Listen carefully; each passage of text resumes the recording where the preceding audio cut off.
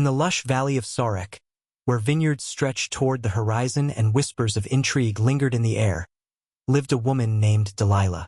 Her name, meaning delicate or temptress, would echo through history as a symbol of betrayal and cunning.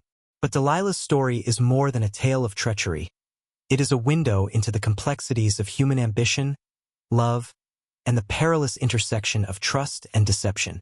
Delilah's life intersected with the path of Samson, the mighty judge of Israel, whose strength was unmatched and whose exploits against the Philistines were legendary. Samson was a man set apart from birth, a Nazirite dedicated to God. His uncut hair was the outward sign of his vow, and it was the source of his extraordinary power. Yet Samson, though chosen by God, was also deeply flawed, driven by passion and prone to impulsive decisions. The Philistines, desperate to subdue their formidable enemy, sought a way to exploit Samson's weaknesses. They saw an opportunity in Delilah, a woman of Sorek whose beauty and charm were undeniable. Whether she was already known to Samson or introduced to him as part of the Philistine scheme, the two became entangled in a relationship that would prove fateful. The Philistine rulers approached Delilah with an enticing offer, 1,100 pieces of silver from each of them if she could uncover the secret of Samson's strength. It was a fortune beyond imagining, enough to secure her future and elevate her status. Delilah, whether motivated by greed, survival, or a sense of allegiance to her people, agreed to their plan. As Samson lay in her arms, Delilah began her delicate work. "Tell me the secret of your great strength and how you can be tied up and subdued," she asked, her voice soft and beguiling. Samson, perhaps sensing the danger or simply toying with her, gave her false answers. First, he claimed he could be subdued with 7 fresh bowstrings, then with new ropes, and finally by weaving his hair into the fabric of a loom. Each time, Delilah tested his claims, calling the Philistines to ambush him, only to watch in frustration as Samson broke free with ease. But Delilah was persistent.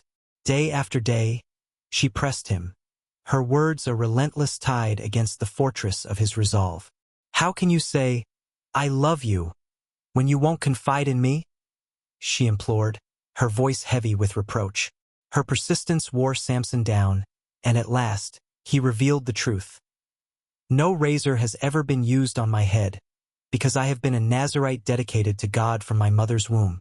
If my head were shaved, my strength would leave me, and I would become as weak as any other man."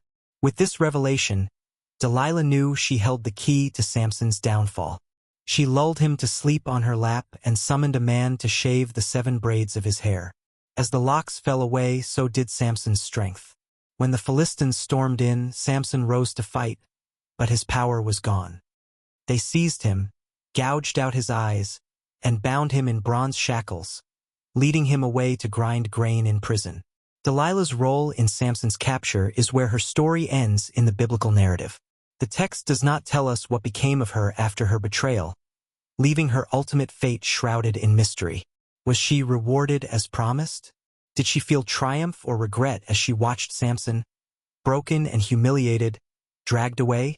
The Bible is silent, leaving readers to ponder the complexities of her character. Delilah's story is a cautionary tale of the destructive power of manipulation and the vulnerability of even the strongest when trust is misplaced. Yet, it also invites us to consider her humanity. Was she merely a tool of the Philistines, or did she act with agency, driven by her own desires and fears? Was she a villain, or was she a woman navigating the harsh realities of her world as best she could? Through Delilah, we are reminded that the stories of the Bible are not simple morality tales but rich, layered accounts of real people with real struggles. Her actions, though infamous, are a part of the larger narrative of God's plan, a plan that ultimately brought redemption even through human failure.